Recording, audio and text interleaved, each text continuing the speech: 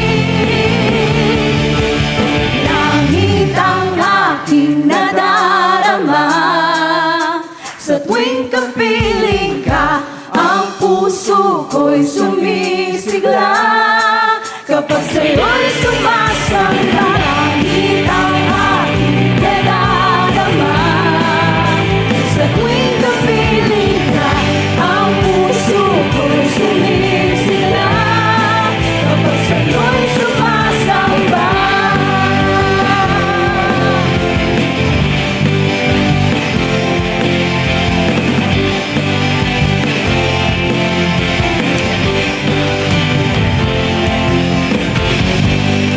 Palakpakan po natin ang Panginoon.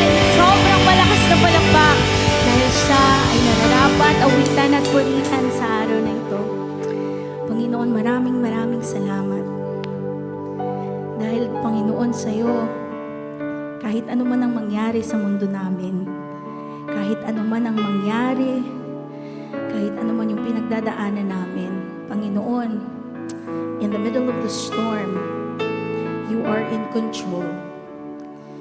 Lord, sa gitna ng mga krisis na kinakaharap namin ngayon, Panginoon, alam namin, Ikaw ang may hawak sa buhay namin. At alam namin na kapag kami ay nasa sa iyo, kami ay ligtas. Dahil Ikaw, Panginoon, ang tanging sandigan, ang banal naming pag-ibig na kahit kailan hindi magmamaliw. Ang grasya mo, Panginoon, hindi nauubos dahil kaming mga anak mo ay tunay mong mahal. Kaya, Panginoon, sa umagang ito, nais ng aming mga puso na Ikaw ay awitan, Ikaw ay papurihan, Ikaw ay sambahin, dakilain sa mga buhay namin, Panginoon. Dahil Ikaw lamang ang aming tunay na makakapitan. Lord, Ikaw lamang, Panginoon, wala na pong iba.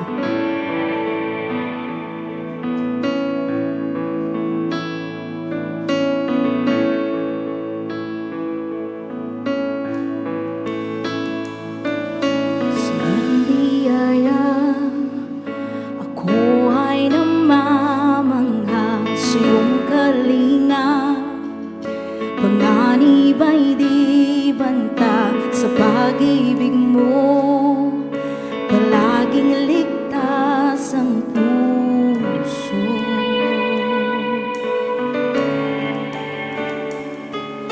Mangusap ka, lingkod mo'y nakikinig, sa ingay man, bulong mo'y natatangi, pag-asa suko'y tatahan.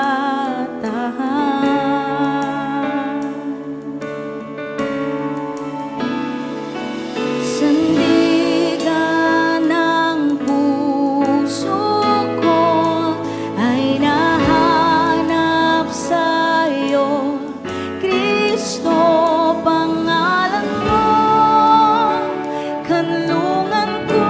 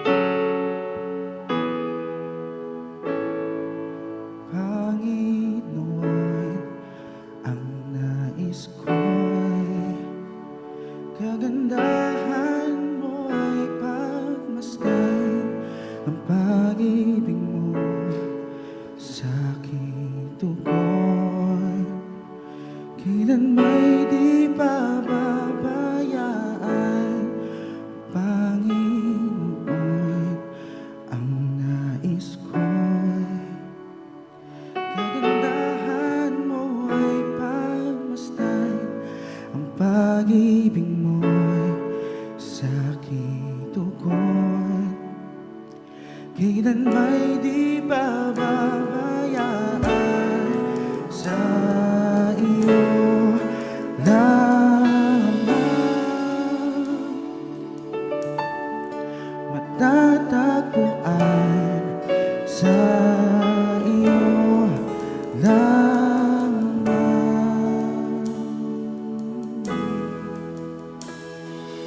Mananatili sa'yo, piling at sasambahin ka sa dakong lihim. Mananatili sa'yo, liling nang masumpungan ka sa dakong lihim.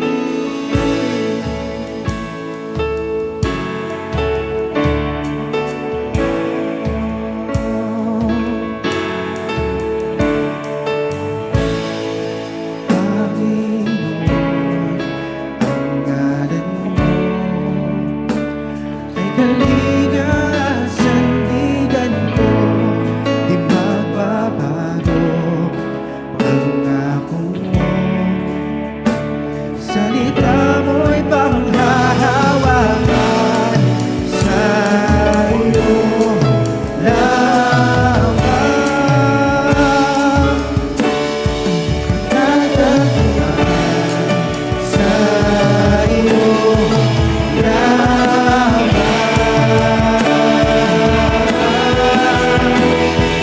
Mananatili sa'yo, lilim at sasambahin ka sa dakong lihim. Mananatili sa'yo, lilim at masumpungan ka sa dakong lihim.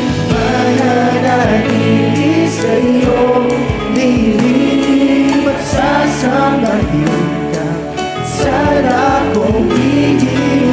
Mananatili sa'yo, lilim at masumpungan ka sa dakong lihim.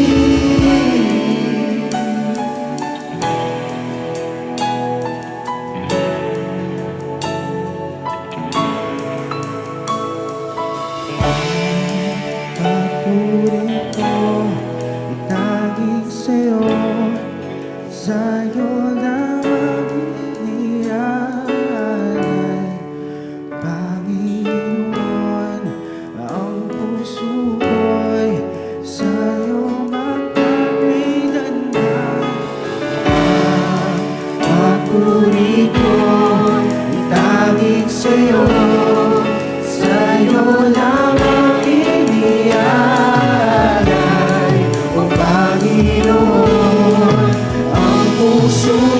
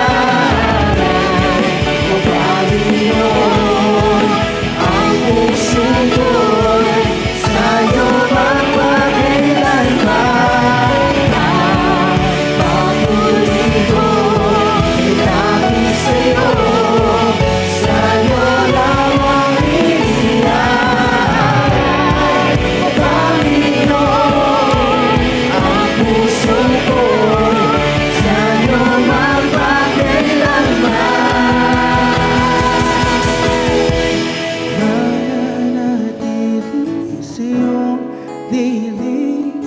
Sasambahin ka sa dakong lihim, mananatili sa iyong dilim. Nang masumpungan ka sa dakong lihim.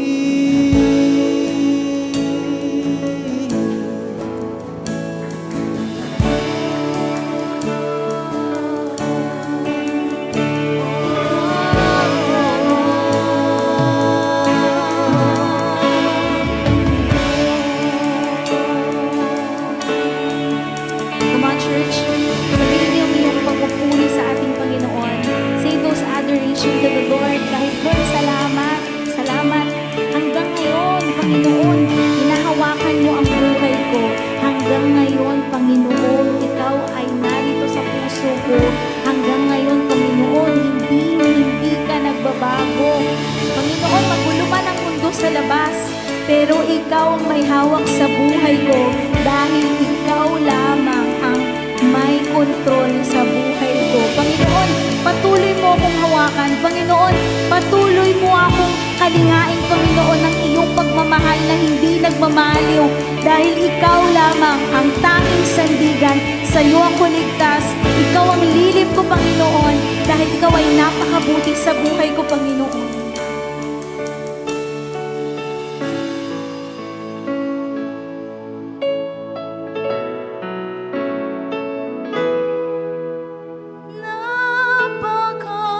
Napakabuti mo,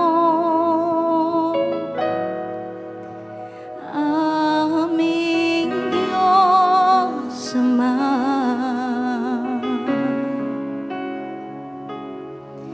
Ang iyong likha, luluwalhatiin ka.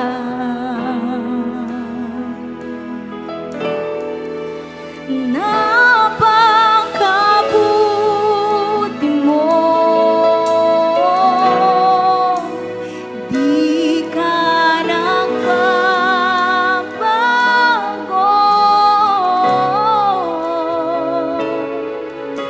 Noon, ngayon, kailan pa man sa buhay ko'y tapat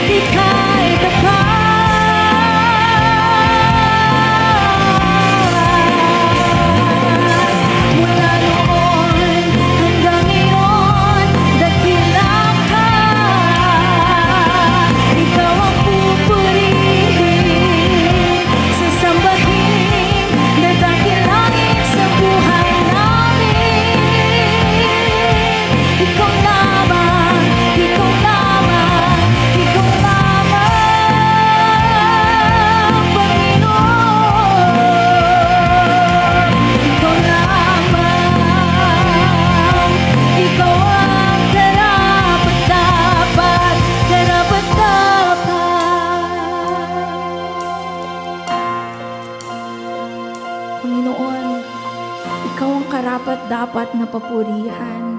Ikaw ang karapat dapat na dakilain. Even in the middle of this storm that we are facing, Panginoon, Lord, it could not be a literal na bagyo. Pero Panginoon, those things that keeps on shaking us, Lord, we know, we believe you are in control of all of this. Because you are the God who holds us. You are our stronghold, our strong tower, the one we can hang on to, the one we believe, and the one we have our faith that no matter what happens, ano man po ang mangyari, ikaw lang, Panginoon, ang aming makakapitan. Ikaw ang buhay namin, Panginoon. At kapag kami nasa sa iyo, walang kulang sa amin. Panginoon, ikaw, Panginoon, ang bubuo sa kung ano man, Panginoon, ang may gap sa buhay namin. Dahil ikaw ang Panginoon na tanging buo.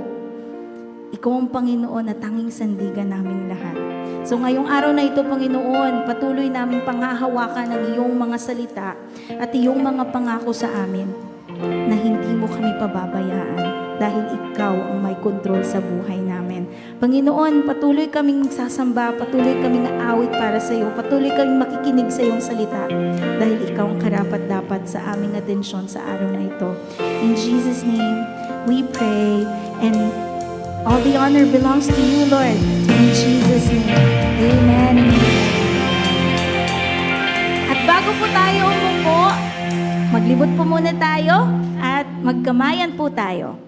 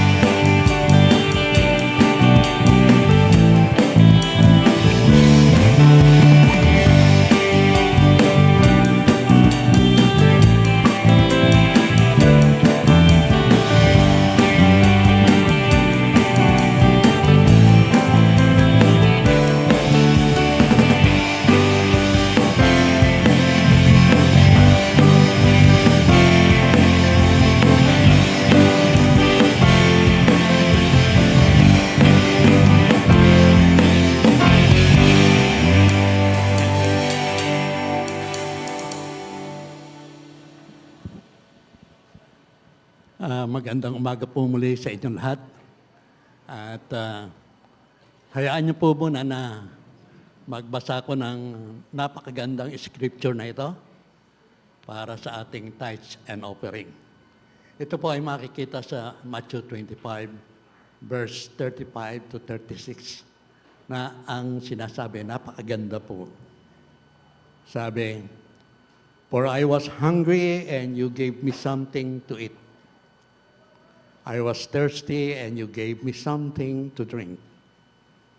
I was a stranger and you invited me in." Verse 36, "I needed clothes and you clothed me, and I was sick and you looked after me. I was in prison and you came to visit me." Napakagandang verse po. Ito po ay, kung ating i-meditate, ay nakapokus po ito kung paano natin maabot ang mga taong nangangailangan ng ating tulong. Paano natin sila? Paano natin maluluwalhati ang ating Panginoon? Sabi ng word, "I was hungry and you gave me something to eat.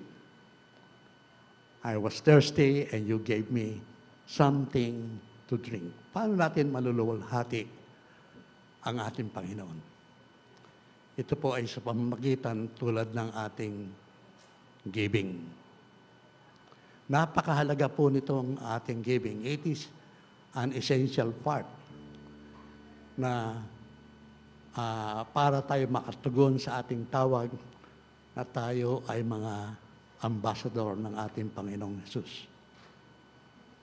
At isa pa po ay ang ating kaloob na nagmumula sa ating puso, our generosity. Isa po ito sa effective way of winning, of transforming the lives. And isa rin po ito sa effective way to share God's love to all people who are in needs. Like what? Sa ating mga kapatiran, sa ating community, those in prison, those in the hospital, and even in our neighborhood. Kaya, i-meditate po natin ito lagi at isa puso. Paano natin maluluwalhati ang ating dakilang Panginoon. Kaya, inaanyayahan ko po kayong tumayo at tayo'y manalangin. O Amang Diyos na makapangyarihan sa lahat, kami po sa pangalan ng iyong anak na si Jesus at sa kapangyarihan ng banal na Espiritu, kami po ay buong puso nagpapasalamat sa iyo. Sa pagkakataong ito na kami ay buong pusong magbibigay. We acknowledge, Panginoong Diyos, na ikaw, you are the source of all things. Kaya, Panginoong Diyos, naniniwala kami na ang aming pagkakaloob ay gagamitin mo para sa ikalalago ng iyong mga salita dito sa lupa. Ganon din po, Panginoong Diyos, humihingi kami na sa iyo ng tulong. Help us to be a good steward ng mga resources na ito na aming pinagsalusaluhan. Nang sa gayon ay maabot namin ang mga taong nangangailangan ng tulong at maibahagi ang iyong dakilang pag-ibig at pagmamahal sa kanila. Salamat po, O Diyos. At ito po ang aming samot mang dalangin sa pangalan ng iyong anak na si Jesus. Amen.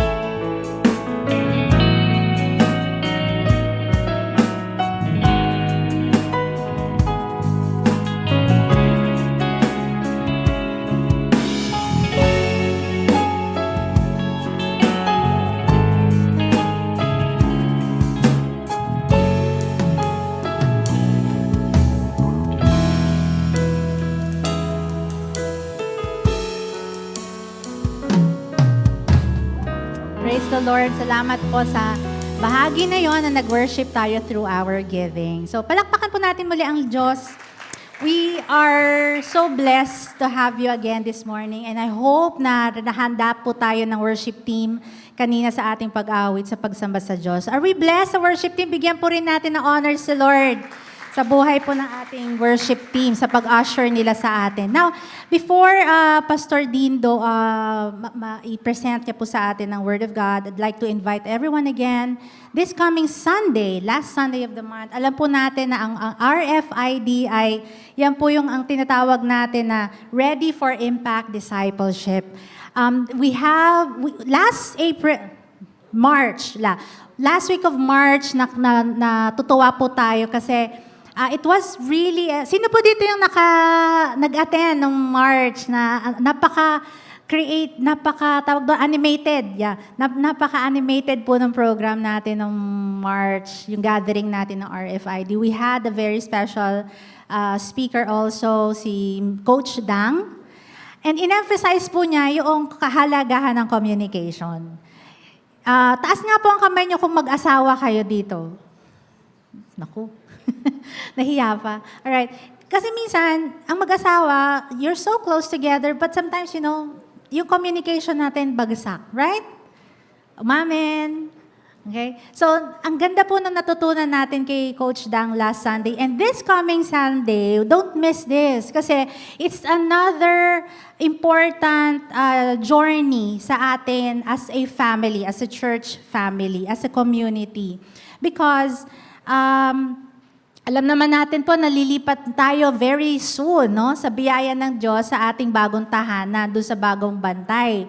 Now, however, marami tayong preparations na gagawin. And we really have to prepare ourselves sa paglakad natin dun sa journey na yon. Hindi pa na natin nakita kung kailan, pero this is very, very important. Lahat po tayo ay kabahagi doon sa gagawin ng Diyos through the TLA Grace Community.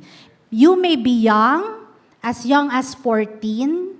Dito po sa klase ko sa Grace Kids, or ano na sila, we call them tweeners. They're in between adults and teenagers. Nag-create po sila ng mga building blocks and nilagay po nila yung prayers nila doon for the church. And sabi ko nga po kay Ate Lali, susupot po namin yan para pagka na-groundbreaking tayo, kasama natin ibaon. Kasi dream po ng mga bata yun eh. As young as 10, I have 10, 11, or 12 na students. And sino po dito ang mga seniors na? Kayo po ay kabahagi ng Diyos, right? Hindi po namimili ang Panginoon kung sino yung gagamitin niya. Lahat po tayo, if you have heard Ate Babes, nag-announce po siya last Sunday, nag-invite din po siya. Hindi po ito para lang sa mga leaders or para lang sa mga tumatayo dito, kundi lahat dito ay invited po sa ating gaganapin. Every once a month lang naman po ito ang RFID. And ang theme natin noon Sunday, can you read this with me? 1, 2, 3. Mind the gap. All right? So we have to close that gap, generationally speaking. All right? So that all of us, anuman ang edad natin sa buhay, nasan man tayong journey, kung sasabihin mo, kakatanggap ko lang kay Christ kahapon, anong magagawa ko? Kahit po bago lang kayo sa faith, or your matagal na sa faith, lahat po tayo makikinabang dito. At pinakamahalaga sa lahat, ang paborito ng lahat, ang pambansang gawain ng TLA Grace ay kumain.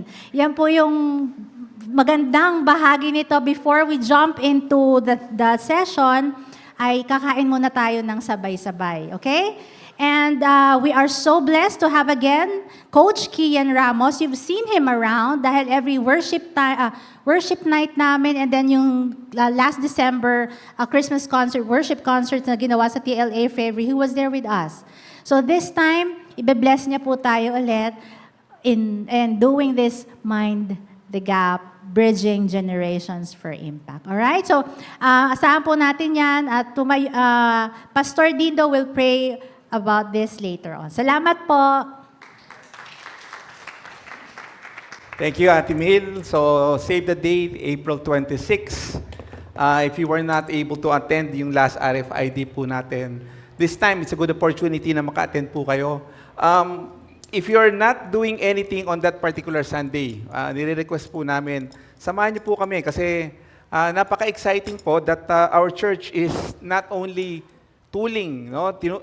Tinitrain natin yung leaders, pero tinitrain po din natin whether you're a newcomer, you've been here for 1 year, 2 years, or a few months. Ang gusto po natin is ma-enrich po yung buhay nyo bilang isang mananampalataya. Now, we welcome everyone. Salamat po for choosing to be here on a Sunday. Nagpapasalamat din po ako for those who are watching us online. At if this is your first time, wini-welcome po namin kayo. Now, may question po ako ngayong umaga. A quick question this morning. How are you stressed? Level po ngayong ngayong nakarang linggong to. Earlier, I was having a conversation with some of the people at the back. Ang kwentuhan namin, sabi niya ganun, is that there have been a lot of things that have been going on. Alam niyo, hindi ko na kailangan sabihin, hindi ko na kailangan ibalita, hindi ko na kailangan i-recap, di ba? Sa sobrang daming ganap na mga nangyayari, sabi nga nung isa doon sa kausap ko, gusto mo na lang mag-Jollibee. Yung parang, yung feel good.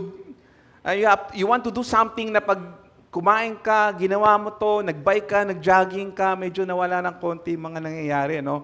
Pero on the screen, pakita po natin on the screen. Yan, alam po natin kung ano nangyayari. It's a good thing to know, it's a good thing to be informed. We've been praying na, yung peace talk maging, yung ceasefire maging peace talk. Hindi natin, pinagpipray pa rin natin si Trump, saka yung mga prime minister ng Israel, ng Iran, dahil alam natin, pag nananalangin tayo, ang Diyos nakikinig. Pag nananalangin tayo, di tayo nawawalang pag-asa. And at the same time, ang Diyos, kinukondisyon din, inahantay ang isip natin. Regardless kung gaano ka, tinatawag nga po dito is merong information overload. Sino po ba na-experience to? Alam niyo po ba, mula nung nag-transition ng mahal na araw, di ba nung mahal na araw, walang radio, walang TV. So kahit buksan mo yung TV o yung radio, makinig ka, wala kang maririnig na balita. Parang sabi ko, may kapayapaan pala nung mahal na araw. Oh? And after that, alam niyo po, hindi na po ako ganong nanonood ng mga news what's happening. Pero at the same time, ang tinitignan ko na lang yung online news. Yun nasa page. Sabi nga nung kausap ko kanina, kakwentuhan ko kanina, just facts, no opinions, no worry-mongers, na kung ano-ano yung naririnig natin, and to the point na tayo, nawawala yung napaka-importanting bagay sa buhay natin. That's joy and peace. Ngayong umagang to, I invite everyone to journey with me in a scripture, in a story, in a miracle na ginawa ng Jesus in a great storm. The title of our message is on the screen, Peace in a Great Windstorm. Ang text po natin ay matatagpuan from Mark chapter 4, verse 35 hanggang 41, and I'm reading from the New King James Version. So, iistorbohin ko po kayo ng konti. I will ask you to stand on your feet at basahin po natin itong couple of verses, then we will be jumping right in dun sa ating mensahe ngayong umaga. Mga kapatid, verse 35, on the same day when evening had come, he said to them, let us cross over to the other side. Now when they had left the multitude, they took him along in the boat, and as he was. And other little boats were also with him. Verse 37, and a great windstorm, yun po yung title ng ating sermon, arose and the waves beat into the boat so that it was already filling. Verse 38, but he was in the stern. Ang ating Panginoon, sinasabi, asleep on a pillow, and they awoke him and said to him, Teacher, do you not care that we are perishing?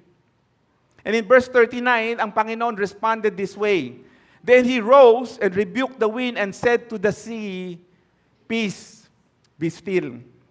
And the wind ceased, and there was a great calm. But he said to them, 3 questions. May 3 tanong ang ating Panginoon, na yun yung ating pag-uusapan mamaya. But he said to them, why are you fearful? How is it that you have no faith? And they feared exceedingly and said to one another, who can this be that even the wind and the sea obey him? Mga kapatid, manalangin tayo. Panginoon, nagpapasalamat kami that ang salita mo hindi nagbabago. That whenever we read it, Lord, whenever we meditate on it, a fresh revelation, Lord, and a fresh hope and encouragement always comes out, Panginoon. Lord, nagpapasalamat kami ngayong umaga na to na pinili naming umattend ng church and leave our worries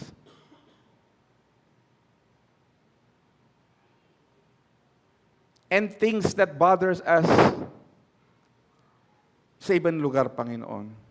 Panginoon, samahan mo nga kami as we dive into your word. We know and understand and reveal what's your promise.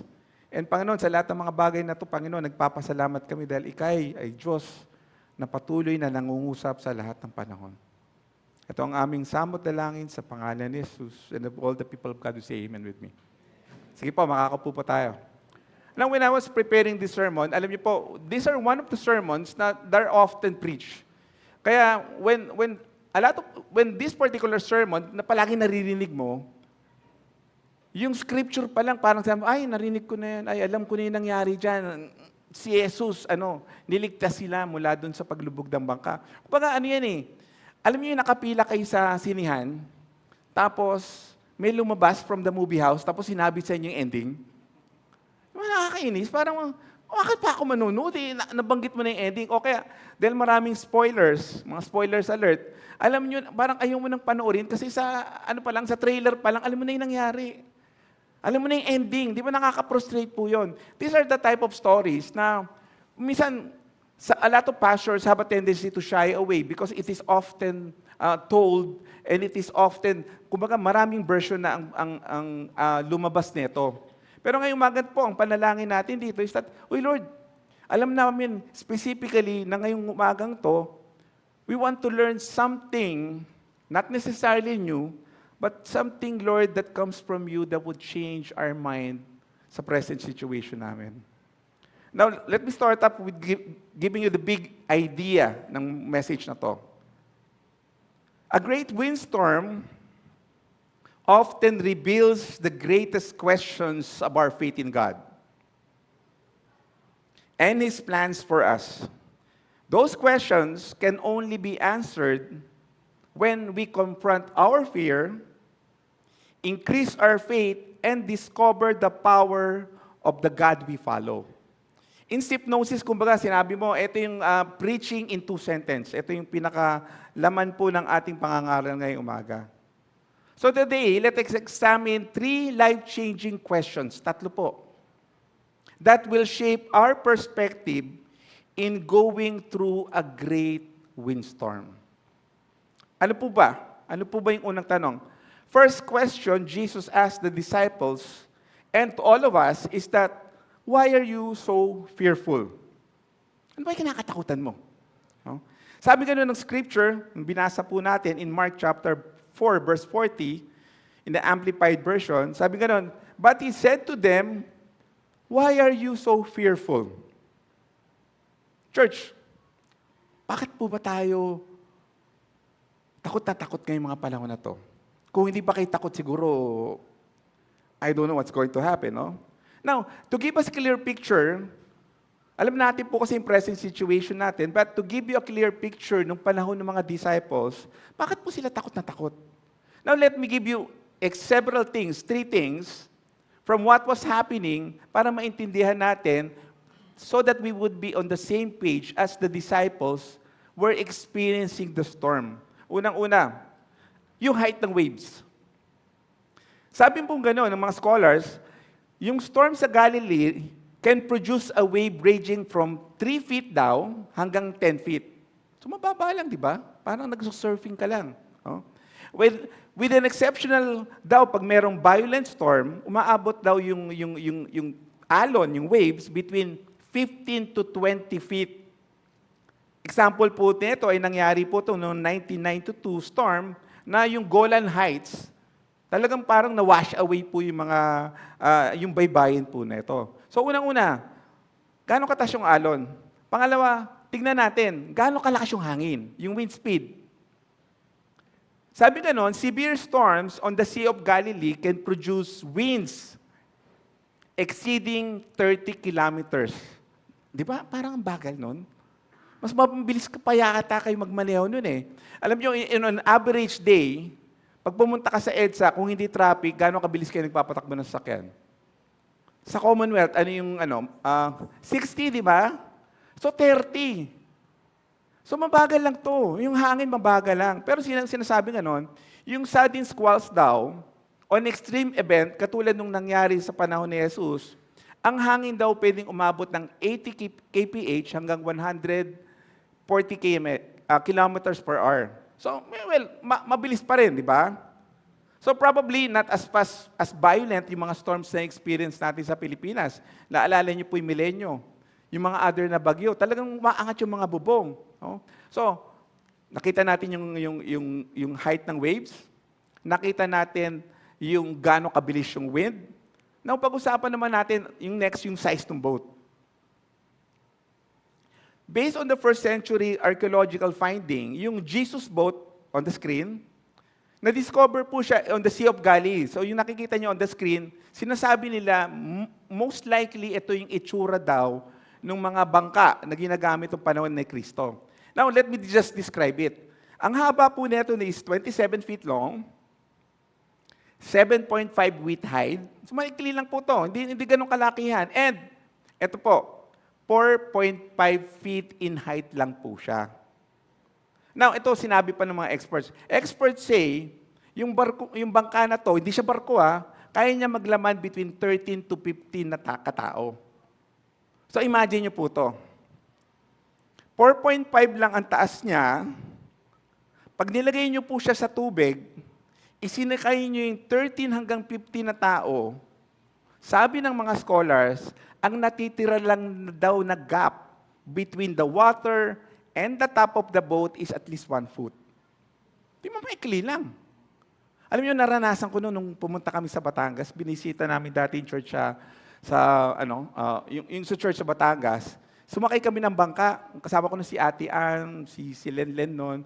Alam niyo po, dahil mabigat yung driver, sumakay lang kabilang buhay na si Kuya, yung driver ni Ate, si June, yun. Sa harap pa siya umupo. And kung kilala niyo si June, hindi siya maliit na tao. Dala niya yung bag niya, umupo siya sa harapan. Alam mo, randam ko yung tubig, dumura lang, aangat sa bangka eh. So ganun po itsura. Overcrowded sila. 1 foot lang halong ang pagitan nila sa tubig. So more or less on the screen po, tingnan. Next slide natin. So more or less, accurate itong painting po na to. Mataas ang alon, malakas ang hangin, maikli lang ang pagitan ng bangka sa tubig, at kaya nga pumapasok yung tubig. So you could picture, siguro sabihin nyo, ay magaling naman lumangoy yung mga disciples. Oo, magaling sila lumangoy. Pero nasubukan nyo na bang lumangoy sa bagyo? Ako naranasan ko nang tumaob yung bangka na sinasakyan ko at hindi po masaya. Oh, lalong-lalo na kung nasa gitna po kayo ng dagat. Pero itong siguro yung question na, Pastor, ang ganda ng information na yan. Ano ngayon sa akin? That was their situation, but how about us? Alam niyo po, before the oil crisis, a lot of people were already living from paycheck to paycheck. On the screen po, alam niyo po ba, sabi ng statistics, ang United States alone, as of April 2024 statistics on the screen. Next natin, tignan natin. Alam ko na ilagay. Hindi ko na ilagay. Okay. Sabi ganon, as on April 2024 pa lang, sabi niya ganon, is that 65% ng mga Americans reported living from paycheck to paycheck. 65 yun, no? Ano ba yung 6 out of 10? Ganon? Or more or less, di ba? And sabi ganon po, yung regional statistics ngayon sa Pilipinas, sabi ganon, noong 2025, sinabing ganon that 70% of Filipinos live from paycheck to paycheck. Now, tanong, kasama kayo ba sa 70% that lives from paycheck to paycheck? Yung pag nagbayad lang ng kuryente, ng tubig, lalo na nagtaas ang kuryente, nagtaas ang tubig, parang wala nang natira. Alam niyo po, ako chismoso eh. No? Bakit? Kasi whenever sumasakay ako sa train or nasa mga public transport ako, I can't help but listen to people who are nagkukwentuhan. No? Chismoso eh, no? Pasensya na, no? Siguro malakas yung pangdinig ko. Hindi katulad ng anak ko, medyo mahina, no? Pero, nung nakauwi po ako, itong week lang to, nakasakay ako sa train, may nag-uusap, 2 babae, sabi niya ganun, alam mo, alaka ng gastos namin sa bahay ngayon, yung kuryente, yung tubig, ganyan. Tapos, from the conversation lumalabas, yung babae, siya nag-aalaga sa tatay niya. Sabi nga nung ano, di ang taas ng binabayaran niya. Oo, pero ang budget lang namin kasi 20,000 eh. Kukwentuhan silang gano'n. Tapos ito yung narinig ko. Sinabi ko nga sa mga kapatid ko para magdagdag sila ng suporta sa tatay eh. Alam mo po ba sinagot? Pagkasyahin mo na lang. Ha? Mga kapatid, marami ngayon ang nabubuhay, 70% pinagkakasya lang kung ano yung dumarating sa kanila na pera. Nakita niyo po ba yung mga jeepney driver? Kung sumasakay kayo, nung naalala niyo huling sumakay kayo, ang mga jeepney driver po, kadalasan yung gauge nila sa sasakyan nila, halos dalawa lang ang gumagana. Yung temperature, saka yung pressure. Yung speedometer, wala, hindi tiling yan. Paano mo malalaman kung may gas? Dudukutin nila yung kawayan. Ha? Yun yung, tapos, gagawin nila, bubuksan nila yung gilid ng ano, di ba? Ng gasoline, babaon nilang ganyan. Titignan nilang ganyan. Wala na. Ha? Kung meron man pong talagang naapektuhan would be the jeepney drivers.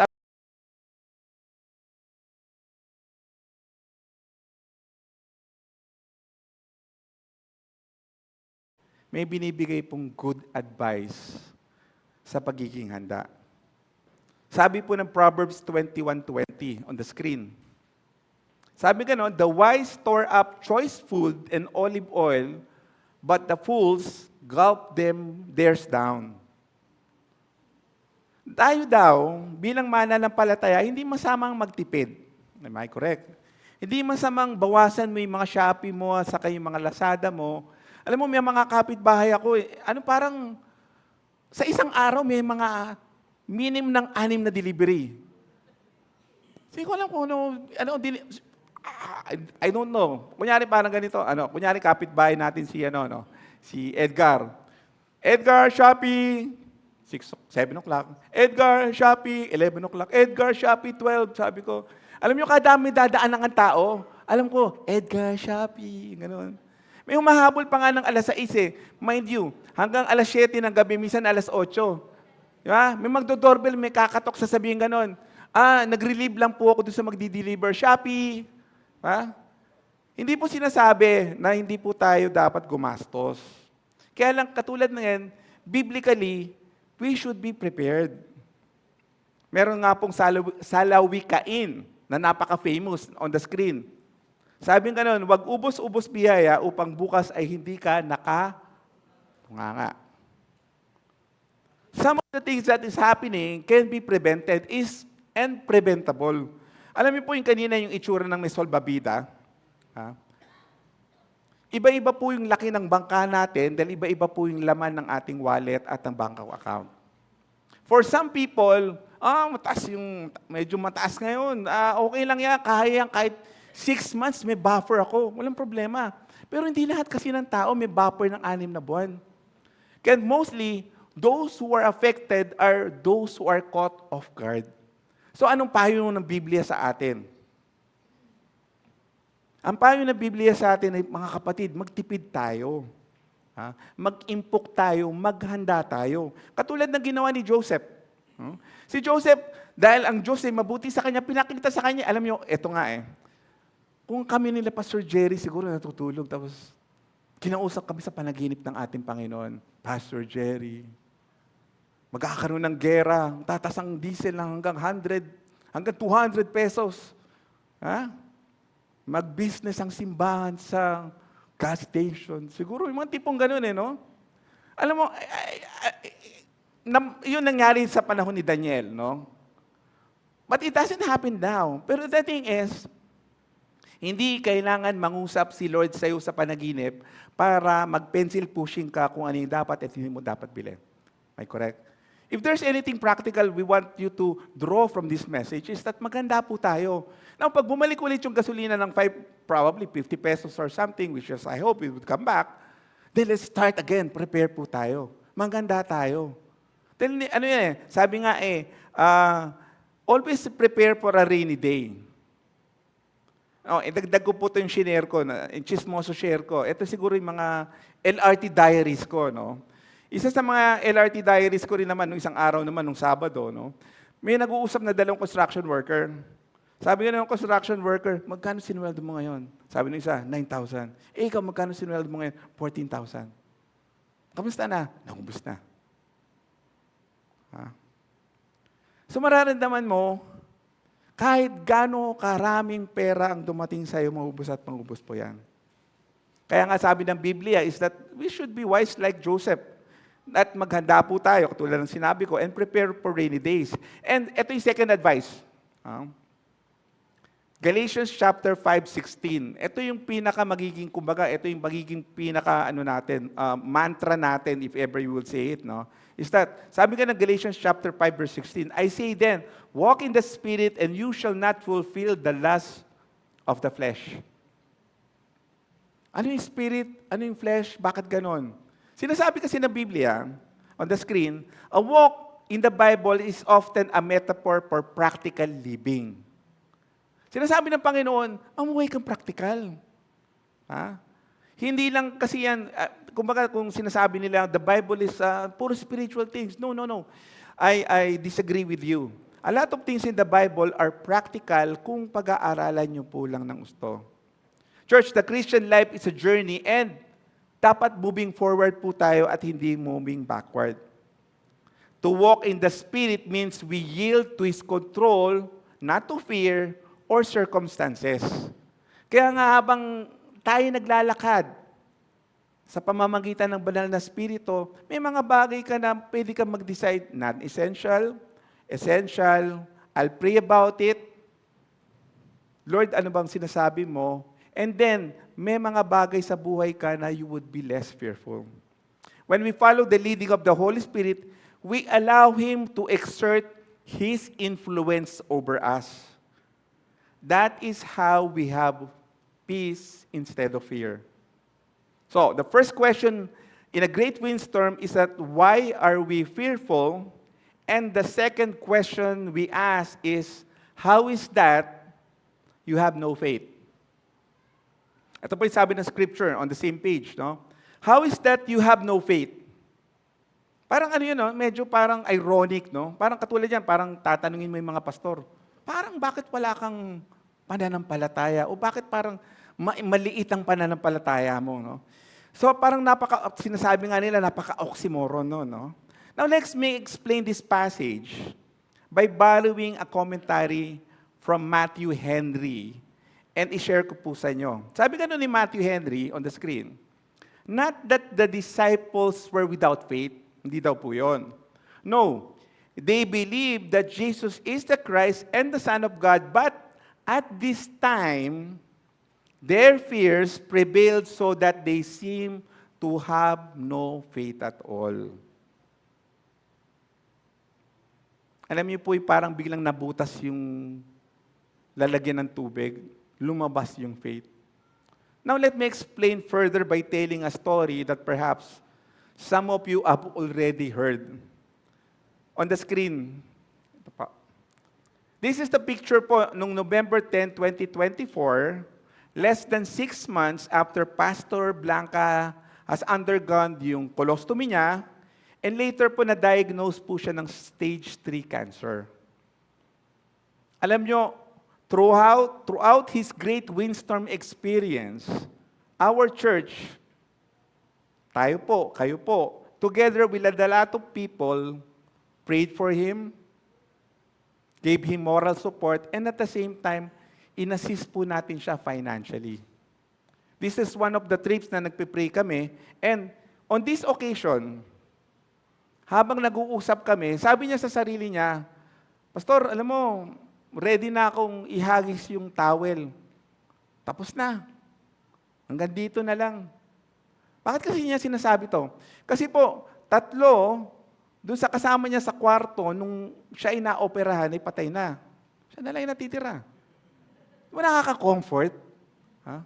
O kamusta yung katabi mo sa ospital? Ano eh? Ha? Kinuha na eh. Di ba? Kumbaga, pag tinitignan mo, ang baba ng statistics, I tell you, ang stage 3 cancer ng colon, ang statistics napakapangit. Kasi napakataas ng mortality rate nito. More than 50%. Depende pa kung ma-diagnose ka ng maaga. Oh. Kaya sinabi niya sa akin noon, conversation namin ito, Pastor, kung pauwiin ako ni Lord, okay lang. Pero okay nga ba? Ha?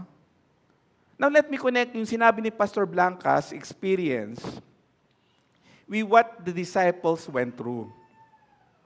So here's the picture. Kita niyo yung picture ni Pastor Blanca, no? Now ito yung picture ng mga disciples, yung pinagdadaanan nila. The boat was filling up, natutulog si Jesus, at kailangan pang gisingin si Jesus. Ito yung sabi ng Mark chapter 4, verse 38. But he was in the stern, asleep, on a pillow, and they woke him up and said to him, Teacher, do you not care that we are perishing? Parang ano rin yan parang pag dumadaan din kayo sa pagsubok, di ba? Sakit kayo. Lord, wala ka bang paki kung mamatay ako sa sakit na to? Lord, hindi ka ba nag-aalala? Akala ko ba marami kang pinangako sa akin, di ba? Oftentimes when we go through sickness, death of a loved one, palagi hindi nawawala yun. Kasi bakit po? Tao lang kasi tayo At nagtatanong din tayo, Lord, hindi mo ba ako mahal? If we listen carefully about what they said, their concern was legitimate. But the way they said it implied that their teacher put no value in their lives. Pero ito po ba yung tinuturo ng Biblia o ito ba yung tinuturo ni Jesus? In a famous sermon, doon sa Sermon on the Mount, ito yung sinabi po niya, napaka-familiar po tayo, in Matthew chapter 6, verse 26. Sabi ng gano'n ng Panginoon, at itinuro niya, look at the birds of the air. They neither sow nor reap nor gather in barns, and yet your heavenly Father keeps feeding them. Are you not much more than they? Kaya lang po, when we go through storms, great storms, windstorms in life, nabubura po rin sometimes yung ating pagtingin kung sino ang ating Panginoon. Let me continue illustration. Noong nagkukwentuhan po kami ni Pastor Blanca, sabi kasi niya ng doctor is that, Pastor Blanca, para maibalik natin yung bituka mo sa loob ng tiyan mo, kailangan mo mag-chemotherapy. And nung time na yon, talagang ayaw ni Pastor. Sabi niya, hindi na, okay na yan. Ibalik nyo na lang yung intestine ko sa loob. Bahala na si Lord. Pero syempre, ayaw pumayag ng mga doktor, di ba? Hanggang sa kinausap siya ng mga anak niya, yung mga apo niya. And then for some reason, kasi nawalan po na po siya ng pag-asa Sabi niya, di sige. After a couple of months, pumayag po siya magpa-chemotherapy. Now, all we know, yung faith po niya maaring nabawasan, nawala. Pero kung titignan niyo po, lahat po naman kasi tayo dumadaan sa mga bagay na yon. Now, let me connect po yung dalawang story na yon. Yung naranasan ng mga disciples, naranasan ni Pastor Blanca, with something about sinabi ng isang famous writer na si Anne Lamott, isang novelist at isang Presbyterian by faith, which is, I think, would help a lot. Sabi ganon, faith includes noticing the mess, the emptiness, the discomfort, and letting it be there until some light returns. Okay lang pong maging hindi okay. Kung may pinagdadaanan po kayo, hindi nyo naman pwedeng sabihin, okay lang may cancer ako. Okay lang may sakit ako sa puso. Okay lang akong naoperahan. Mga kapatid, okay lang na i-acknowledge you that you are having a hard time. Okay lang ako, nahihirapan ako sa mga bagay na to. Okay lang na parang wala sa akin to. Hindi po. By acknowledging kung ano yung nararamdaman nyo, nagkakaroon po kayo ng chance to deal with it, and God will deal with it on your level. This is what Jesus is asking from us. To notice the mess and wait for the light. Yung bang palaging, I'm going through difficulty, pero matatapos din to. Katulad nung Peace talk na to, no? Ewan ko, natatawa ako, pero naguguluhan kasi talaga ako, no? Pero Lord, matatapos din to. No? And pag natapos to, Panginoon, magpapasalamat ako dahil hindi lang ako dumaan sa bugyong ito, hindi ko lang tiniis to, nanalangin ako, nanampalataya ako na may liwanag, may plano ka. Even when things seem very dark. But how do you make that on a practical level? Siguro, parang kasi sinasabi, Pastor, napaka-theoretical kasi ng mga advice mo. No, so how do you make it practical? While waiting for the light, ano gagawin natin? First and perhaps the most obvious thing that we could do is yung katulad ng mga sinabi ng mga apostles. Alam mo yung sinabi ng mga apostles? Luke chapter 17 verse 5. Manalangin po tayo, Panginoon, help me increase my faith. Hindi kung ano yung meron ako, yung size ng barko ko, size ng bangka ko. Kasi parang ganito yan eh. Malakas ang hangin. Matibay ang barko ko.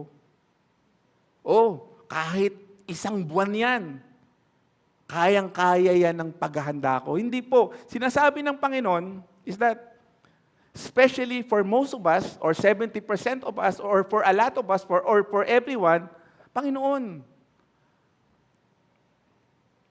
maging panalangin po natin, sabihin natin, Lord, nag-struggle ako. Nag-struggle ako to believe you right now. I'm having a hard time trusting you. Lord, increase my faith. In my life, I have, and definitely kayo, you have gone through many experience. Na yung faith nyo, naka-negative lang. Hindi zero negative I know a lot of people na random lang in States, biglang may nakita. Alam mo, yun yung hindi mo ine-expect di ba? Nagpa-check up ka lang ng annual May sumakit lang sa'yo. Tapos sinasabi ngayon, may ganito ka, may ganyan ka. Di po ba nakaka-zero level ng ano yun? Nagne-negative level yung faith nyo. Panginoon, ano nangyayari? Pero ang panalangin po natin, sabi nga, start with praying. Praying for what? Lord, increase our faith.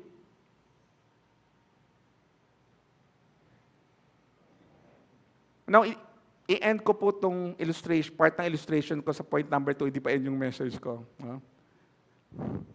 Doon sa story ni Pastor Blanca.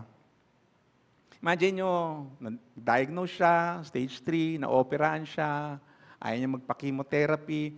Nung nagpa-chemotherapy na siya, nag-zero cancer siya, naibalik yung bituka niya sa loob. Tapos, eto po, on the screen. I think it's a picture. Ngayon, nagpapagawa sila ulit ng simbahan. Parang hindi mo masasabi parang walang nangyari Kasi, you bear the scars of a previous operation na, eto si Lord naging faithful dito. Akala ko nun, uuwi na ako kay Lord. Pero ngayon, nagpapagawa kami ulit ng simbahan. Pinasesimentohan namin yung bubong, yung sahig, na nilipad nung nakaraang bagyo. Ano po ang point ko dito? Katulad po kay Pastor Blanca, hindi po patapos ang Panginoon sa buhay niyo. May plano pa si Lord sa buhay niyo. Kahit anong bagyo ang daanan natin, ang Panginoon, hindi naman yan, hindi ka naman padadaanin Sabi nga nila, cliche ito no? Hindi ka naman pababayaan ng Panginoon dumaan sa isang pagsubok na hindi mo kayang pagtagumpayan. Oftentimes, naririnig natin to, and sometimes may kurot sa puso, Lord, totoo nga ba yun? But when we hear and see, experience miracles, katulad nung sa buhay ni Pastor Blanca, katulad ni Luz at ni Sam, nung kinuwento ko nung nakaraan, and many people like them, si Lord kumikilos pa rin? Si Lord nagpapagaling pa din? Si Lord hindi naman siya nawawala ng pag-asa, at dapat tayo din po, hindi po tayo nawawala ng pag-asa. Kaya nga sabi ng Mark chapter 9 verse 24, Lord, I believe, help my unbelief. It is not a sin to admit that you're doubting. But it is a sin not to ask God to guide you. Lord, bakit nangyayari itong bagay na to? Panginoon, samahan mo ako. Panginoon, patahimik mo yung puso ko. Panginoon, pahintulutan mo itong na mamagtagumpayan ko itong mga bagay na to. So first question in a great windstorm is, why are we so fearful? Then second question we ask is, how is it that you have no faith? Then third question we ask is, in a great windstorm, is that on the screen, what kind of man is this? Ito po yung actual text ng ating sa Mark chapter 4 verse 41.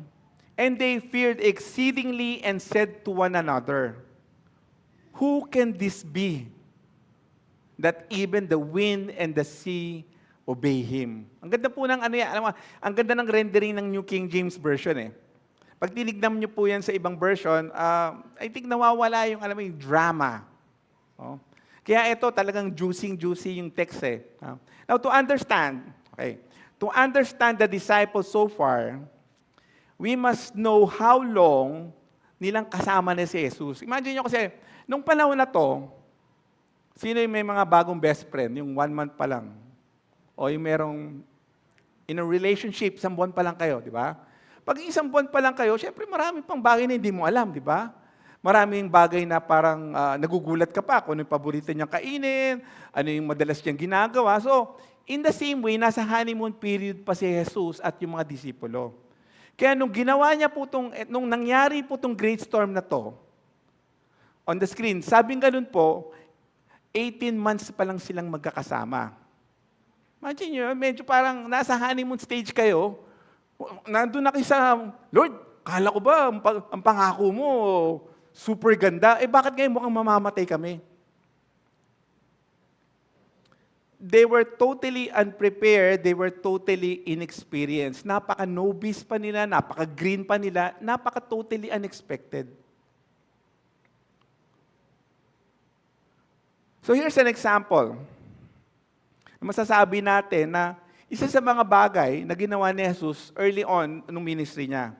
Kasi if the storm wasn't enough, alam niyo po, yung unang-unang miracle na ginawa ni Jesus, to make a point na hindi nila totally naiintindihan pa si Jesus or nako-comprehend kung sino siya, was when Jesus made His first miracle. Alam niyo po ba yung first miracle natin? Is turning the water into wine. Now, basahin ko po to, explain ko po sa inyo, at ididikit ko po kung ano po yung point ko.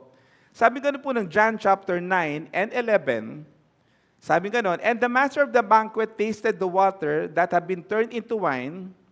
He did not realize where it had come from, though the servants had drawn the water new. And verse 11, sinabi gano'n, what Jesus did here in Cana of Galilee was the first of signs through which He revealed His glory, and His disciples believed in Him. To everyone, turning water into wine siguro was something na, uy, galing ng master natin. Pag naubos palagi ng wine, pwede mo siyang sikuin. Sabi mo, wala ng wine, Lord. Marami pang pulutan pero wala ng wine. Hindi ka mauubo. Kaya alam niyo, yung remark po nito, it was like, ang unang miracle ni Lord was turning a happy occasion, rescuing a happy occasion. Di parang kung iniisip nyo, alam niyo po, maraming version po na sinasabi, ito ibig sabihin nito, ito ibig sabihin nito, ibig sabihin nito. Pero ito po yung take ko.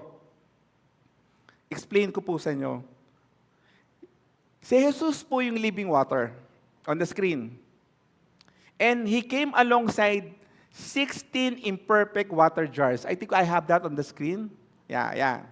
So tumayo po si Jesus dun sa 6 na jars, which is imperfect, laman niya tubig, at ang laman po nun were used for ceremonial cleansing. Pero merong nawawala. Kasi, di ba, sa panahon ni Jesus kasi, since naglalakad sila palagi sa Malikabok, yung ceremonial cleansing, ginagamit po yun para hugasan yung mga paa ng mga bisita, ng mga choice guests, para sila po ay maging ceremonially clean. Pero ito po sabi ng mga Bible scholars.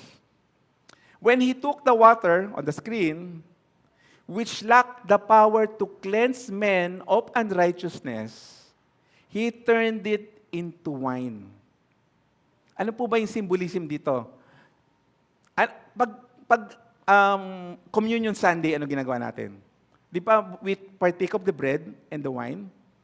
And ang symbolism ng wine is the blood ng ating Panginoon that cleanses everybody from their sin. So this picture pala, in a deeper sense, was a foreshadowing ng mangyayari in the future. Ano yun? Na yung tubig na hindi kaya mag-cleanse ng kasalanan natin, si Jesus ginawa niyang alak yung tubig dahil siya in the future would go to the cross, die for our sins, with His blood, cleansing us from all unrighteousness. Ha? Sabi ni Peter, pustahan tayo, hindi mo alam yun. They did not have a single clue what is happening.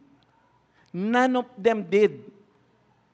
All they know was, uy, si Jesus, grabe, galing. Talagang sa Oktoberfest, imbitahin natin siya. Diba? They were totally, kumbaga meron pang, may sipon ba, may uhog pa, or something. Parang may gatas pa sa labi talaga. Oh. Oh. Now, after this miracle, yun yung first miracle. After these miracles, ang Panginoon on the screen drove out evil spirits. Parang anime. Alam niyo, parang sino nakapanood ng Solo Leveling? Di ba? Parang every scene, pataas ng pataas yung level niya sa game. Yung una, kaya niya lang gawin, water to wine, heal the paralytic, di ba? Make blind man to see. Ba? Leprosy. Parang, di ba ang galing, di ba? Pero, nothing could be more exceptionally powerful. Nung ginawa niya, He raised a dead son to life. On the screen, ito pakita po natin. Ang Panginoon, tumabi siya sa bangkay ng ililibing na. Ito yung very scene. Ito yung depiction ng Luke chapter 7, 14, 16. Everybody was mourning, umiiyak sila, patay na yung anak. Yung widow, yung kakaisa-isahan niyang anak, namatay. That means she would be totally, lahat ng bagay mawawala sa kanya. Kasi in those days, pag nawalan ka ng anak na lalaki, wala ka ng possessions. Kawawang-kawawa ka talaga. So, syempre, ganun na lang yung iyak. Panganay mo yun eh. Dinadala mo sa huling hantungan, umiiyak ka syempre. Tapos lumapit si Jesus, sinabi niya ganun. Tumabi lang siya. Kaya nga, ito yan tumabi lang siya doon sa patay. At sinabi niya doon sa patay, in Luke chapter 7, verse 14, then he woke over to the coffin and touched him, and the bearer stopped. Young man,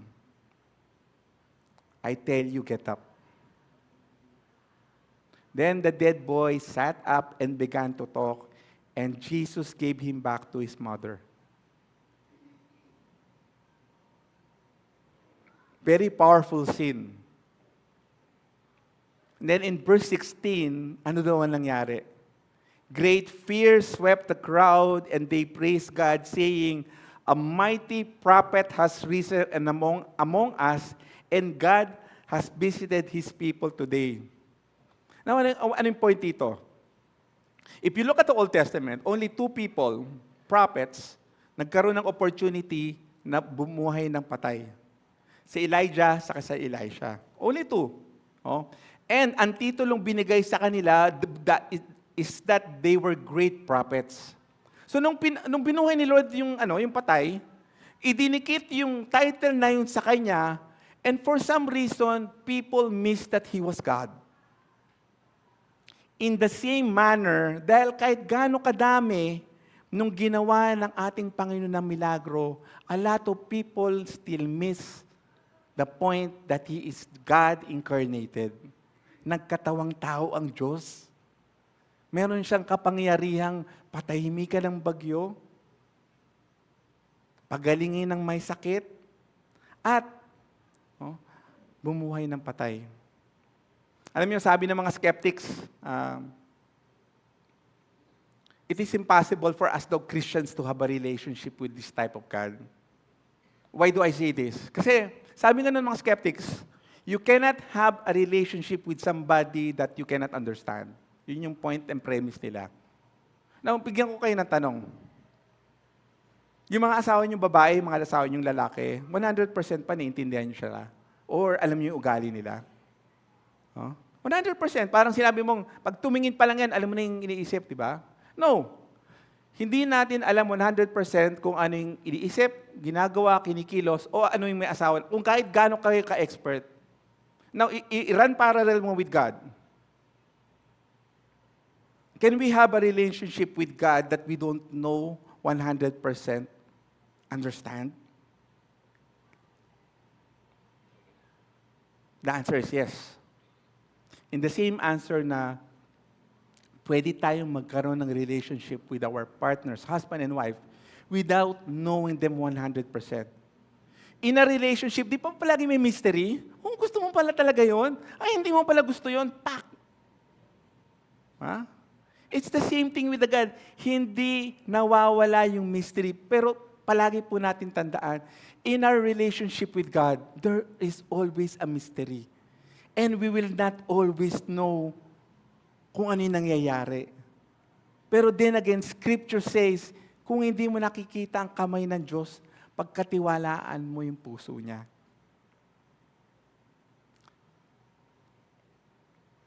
Church, let me summarize itong message ngayong umaga. Ano ba yung mga great questions na pinagdadaanan natin pag dumaan tayo sa great windstorm ng buhay? I think this would not be the last na pagsubok na dadaanan natin. Not only as a church, but also individual. Akala natin kasi COVID was the last, di ba? Pero meron pa palang ibang mga bagay na darating. And marami pang darating. Pero kung kaya nating sagutin yung tatlong bagay na yun, kaya nating pagkatiwalaan ng Diyos, saan ka ba natatakot? Ano ba yung kinakatakot mo? Bakit pa parang minsan wala kang pananampalataya? Sino ba yung Diyos na pinaglilingkuran mo? Sino ba yung Diyos na inaawitan mo? Kung masasagot po natin palagi at babalik tanawan natin yung tatlong bagay na yon, pag dumaan ulit po tayo sa susunod na pagsubok, tayo man ay mahihirapan, tayo man na magtitiis. Parang sabi, Lord, sana lumiwanag na. Sana matalo na ng Iran. O kaya si Trump. Diba? Then, we are able to go to strong windstorm of life, not without fear, not without faith, but with God. So first, we identify the source and solution to our fears. Second, we understand that faith is seeing the mess until the light comes. Then third, we grasp the power of having a relationship with the man and God named Jesus. Church, I hope you baunin niyo po yung mensahe na to, share niyo po with some people who are going through rough times and so that they too can worship the Lord where we are worshiping. Amen po ba? Can I ask everyone to rise to their feet? And as I ask the worship team to come up to worship with us,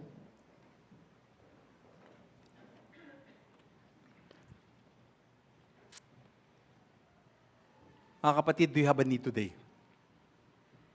Do you have a need for healing? Can I get a raise of a hand?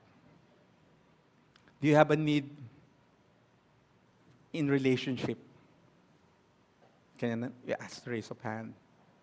Is there anything in your health that you want the Lord na mag-intervene? Relationships. Our God can calm the storm. Our God,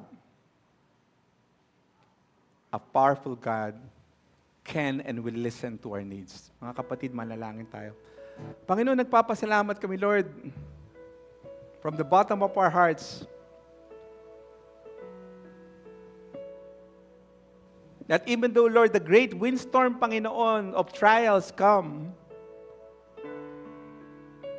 we are not alone in the boat. You are always there in the boat with us, Lord.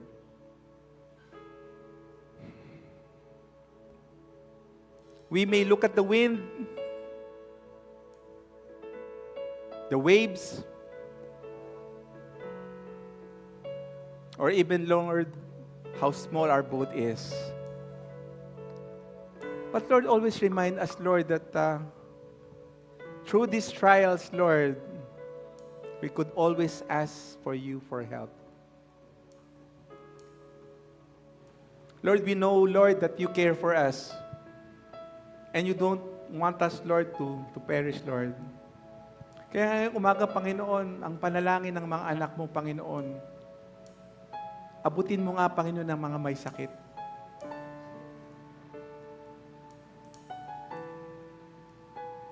Lord, cancer is a small letter, Lord. Christ is a big letter, Lord. And He is dominion over all things. Lord, I pray, Lord, that in your goodness and in your mercy and grace, that you would heal people of cancer, Lord. By faith, we raise our hand because we know, Lord, that you are a living God who cares for us. Speak peace, Lord, in our bodies and heal them. Lord, our bodies, our mind, and our hearts, and our relationship, Lord, is struggling.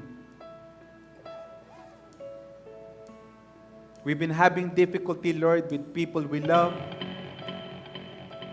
So, Panginoon, since you are the author of marriage, you even, Lord, turned water into wine in the wedding of Cana, Panginoon. It's the same thing, Lord, that we want all of your people to ask. The wine is gone, Lord. The joy in our marriage is gone. Lord, fill it back again, Lord. Fill the empty jars of joy sa mga buhay ng mga mag-aasawa, Panginoon. And everyone, Lord, who has a relationship with their Lord, anak nila. Ang panalangin namin, Panginoon, is, Lord, tulungan nyo kami, Lord, magpatawaran, Panginoon. Tulungan nyo kami mag-submit sa iyo, Panginoon. So that in those two things, Lord, by forgiving one another and submitting to you, Lord, we could restore our relationships, Lord. And Lord, we ask, Lord, that you bless every marriage ngayong umagang ito, Panginoon. Every relationship, Lord, mag-ama, anak, mag-asawa, Panginoon. Sabi mo nga, Panginoon, ang pamilya, Panginoon, is the very thing, Panginoon, na mayroon kang malalim na pagmamahal. Because, Lord, the church is like a family, Panginoon. And Lord, we just want to pray for this church, Panginoon, your church. Alam namin, Panginoon, we have been going through a lot of difficulties. This church is going through a lot, Panginoon, in all aspects. Kaya panalangin namin, Panginoon, tulungan mo kami, Panginoon. Be our guide, be our Christ, and be our God, Panginoon. And Lord, lahat ng bagay, Panginoon, na meron kami, ang gawain na to, panalangin namin, Panginoon, palagi namin ibinabalik ikaw sa center, Panginoon, kung nawawala kami, Panginoon, sa tama pong daan, Panginoon. And Lord, we just want to pray also for the pastors, Lord, si Pastor Jerry, Panginoon, si Pastor Jojo, Pastor Edgar, si Pastor Ton, Panginoon. We just want to lift to you our pastors, Lord, and our leaders, Lord, si Attorney Randy and everyone, Panginoon. Lord, nananalangin kami, Panginoon, dahil kumikilos ka sa tao, kami ang instrumento mo, Panginoon. Tulungan mo kami, Panginoon.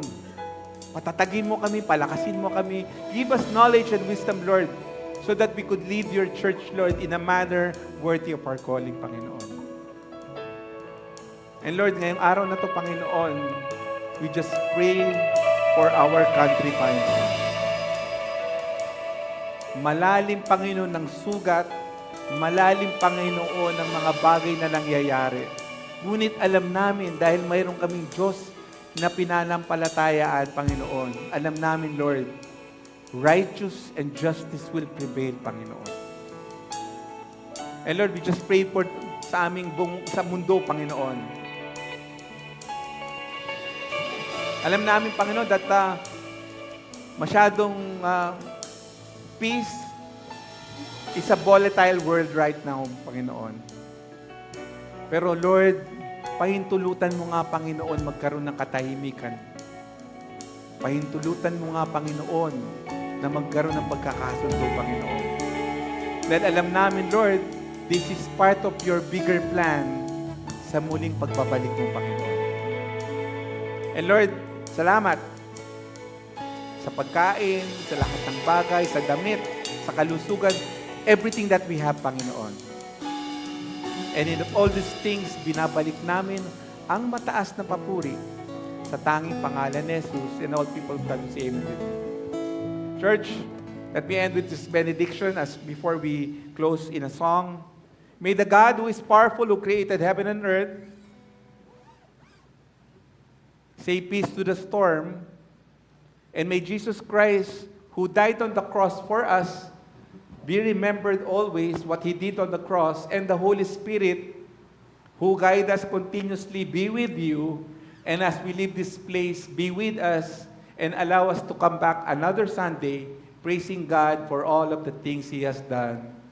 In Jesus' name we pray. Good morning, church! Patuloy po nating papurihan ang ating Panginoon.